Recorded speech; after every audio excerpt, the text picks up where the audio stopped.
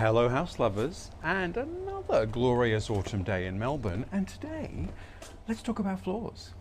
This week I have been dealing with the floors in the presidential suite. So what I've been doing is taking up the lino, checking the floorboards, and just generally getting a sense of what's going on under the 90s carpet. So let's go and have a look. Here we are. Ta-da!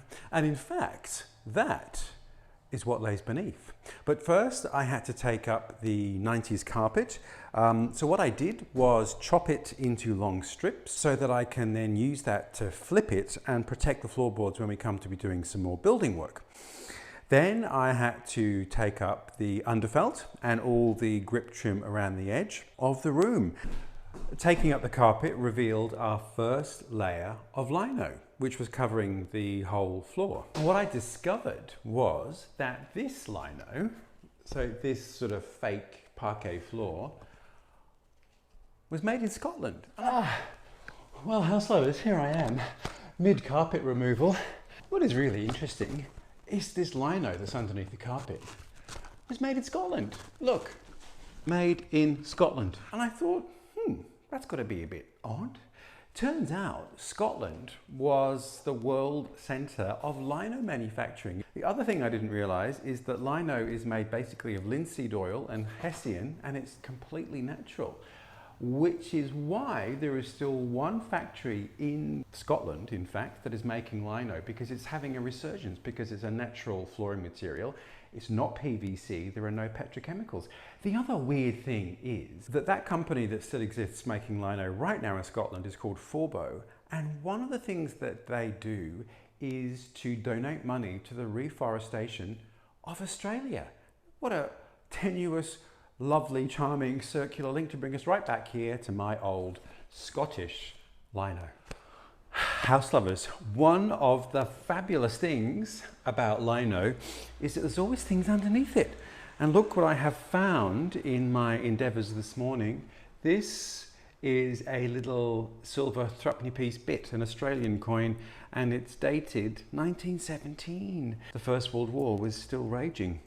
The other thing that I found is this little wrapper which says Paolo e Tina Lopizzo Sposi, Floridia, 24th of April 1954. So is this some sort of wrapper from a wedding in Floridia on the 24th of April 1954? That was under the lino. The other great thing is you always find newspaper. This one is the entertainment guide for Melbourne. There's no date, but one of these bands is this one, which is Bert Rolton's Havana Band from the Savoy, London, the world's greatest jazz band, the only one in Australia worthy of the name. There you are, house lovers, lino archaeology. And now there were some other treasures that I found lurking underneath the lino, because people always lose things, and it's so fascinating. Now, excuse my dirty fingernails, because I have been doing butch things. Now, the first thing I found is this,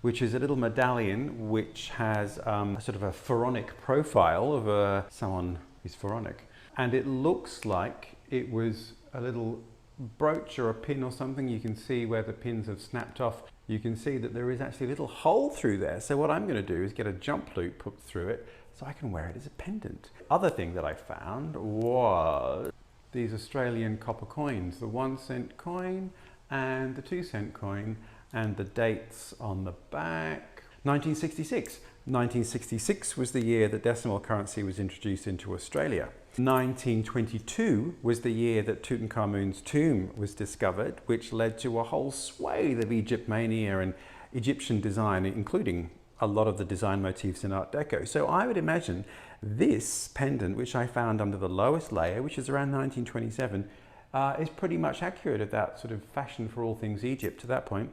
And then we have the 60s. Now, these were all in pretty grubby condition, and this is what I did with them. I took them home to Farku and I put them in a glass of lemon juice. Now, lemon juice is the best cleaner of metal. It's much better than Brasso or Silvo. If you've got something really filthy, cut a lemon in half and rub the lemon over the brass or whatever it might be metal-wise, and then polish it off.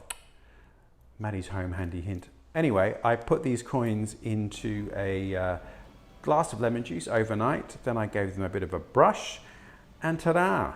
There they came, looking beautiful. Another charming lino story. You remember Leslie Lauder and Mark Howard, who came to have a look at the house and to give some insights about some of the period details and the history. Well, it turns out that they used to go to Scotland and Ireland, in fact, in the very early 80s buying antiques. And one of the places they went to was Fife, and there was the huge empty warehouse that had been the factory of the lino company, which had since been turned into an antique warehouse because the lino industry had collapsed in the 60s, largely because of the stiletto, because women's shoes were piercing it too much.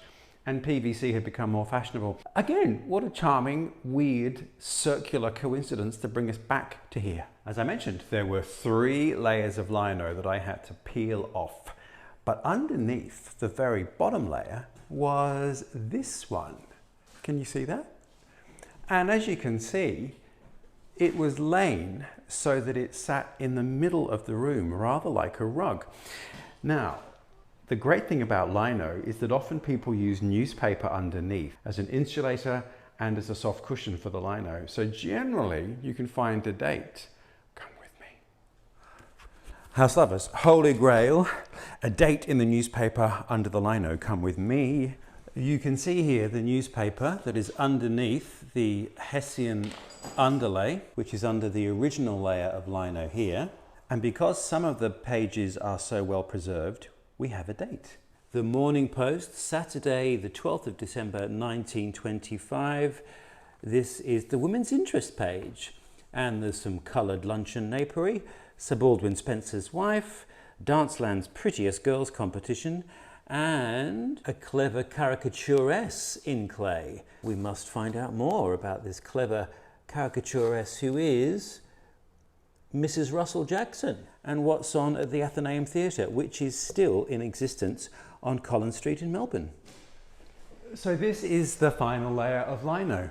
As you can see, it's a garden trellis with a border of flowers, and strangely enough, it looks like 20th century lino prints. So because newspaper was used to layer underneath, it can give you a good idea of the date of when it was laid. So there were various newspapers under here, and there were 2 dates, 1925 and 1927, so we could hazard a guess that this floor was laid probably around 1927, 1928, which is also interesting because this design of lino by that point would have actually been quite old-fashioned. This is more like a 19th century oilcloth design, so our presidential suite was a little tired even in 1927. The other thing I'm keen to do is to preserve this design in the house somewhere. So what I'm going to do is get a great designer friend of mine to scan the design and then see if he can't manipulate it into a new repeat that we could use either to print on fabric or ex libris flyers that we can paste inside the many books that the good doctor and I have that are going to reside in the library. There we are, house lovers, the presidential suite kind of done and dusted. I've done just about all I can do in this room now. Taken up the carpets, taken up the lino. I'm going to leave this lino in situ until I hear back from my designer friend as to what is the best way for us to scan the lino so we can use the design. As you can see, I have gutted the kitchen, taken up all the tile flooring, taken off all the sinks, the stoves, the wall tiles, the overhead fans, everything. So now on to the next room, which is across the hallway, which is the colonial shield door room, which has a lot of the similar characteristics as the presidential suite. Same carpet. Here we go. So the carpet I am going to be taking up. That fan I found on the ceiling of this ensuite, strangely enough. So this ensuite I'm going to be taking out this week, hopefully. Not before I have removed the lav and the shower screen, because obviously there is a greater use for both of those things. House lovers, thank you. Thank you for joining me on this epic tour of what lies beneath our floors. Now then, next week, I am hopefully going to have demolished that bathroom so we can see my progress. I hope you're all okay in your lockdown central, taking care of yourselves and your loved ones, and that it hasn't been too much of a difficult week. But anyway, this is all about you. Thank you for watching. If you love what you saw, do subscribe and leave a message below. And until next week, take care.